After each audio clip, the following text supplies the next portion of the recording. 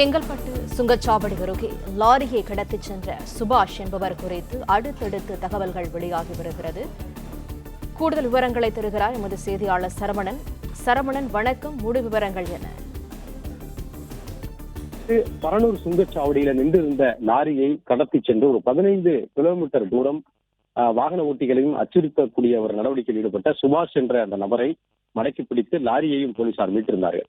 இந்த நபரிடம் நடத்தப்பட்ட விசாரணையில் இந்த நபர் தனக்கு ஒரு மனநலம் பாதிப்பு ஏற்பட்டது போன்ற ஒரு தொடர்ந்து நடந்து கொள்கிறார்.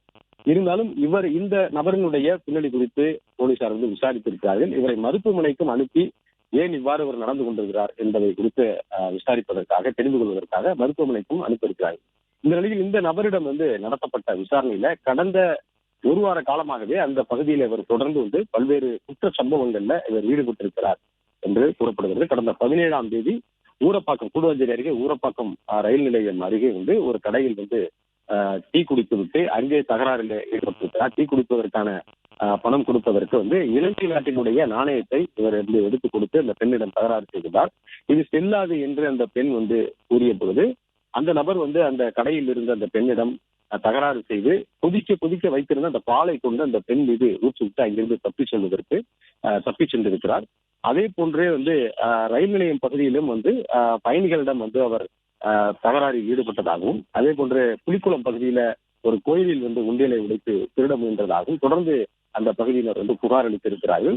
அதற்கு பிறகுதான் பரனூர் பகுதி, இந்த சுங்கச்சாவடி பகுதிக்கு அந்த வழியாக சென்ற பெண்களிடமும் வம்பிழுத்திருக்கிறார் என்றும், அதே போன்ற வழிபறி முயற்சியிலும் இவர் ஈடுபட்டிருக்கிறார் என்றும், இது தொடர்பாகவும் போலீசாருக்கு புகார் அளித்தும் கூட தொடர்ந்து போலீசார் இந்த நபரை தேடி வந்ததாக தெரிவிக்கிறார்கள். ஆனால் இவர் இந்த நிலையில் தான் இவர் இன்று காலை இந்த லாரியை கடத்தி சென்றிருக்கிறார் என்று போலீசார் தரப்புல கூறப்படுகிறது.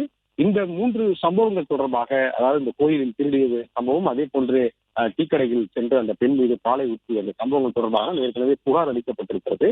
இருந்த பொழுதும் அந்த பகுதி மக்கள் கூறும் பொழுது இவர் தொடர்ந்து இந்த பகுதியில் தான் சுற்றி கொண்டிருந்தார். இந்த பகுதியில் தான் சுற்றிக் கொண்டு இது போன்று செல்பவர்களிடமெல்லாம் வம்பிழுத்தும் அது வழிபறியில் ஈடுபடக்கூடிய நடவடிக்கையும் ஈடுபட்டார் என்று கூறுகிறார்கள். இருப்பினும் போலீசார் ஏன் இவர்களை இந்த நபரை அப்பொழுதே பிடிக்கவில்லை என்று உடனடியாக இந்த நபரை ஏன் கைது செய்யவில்லை என்ற கேள்வியும் அவர்கள் முன்வைக்கிறார்கள்.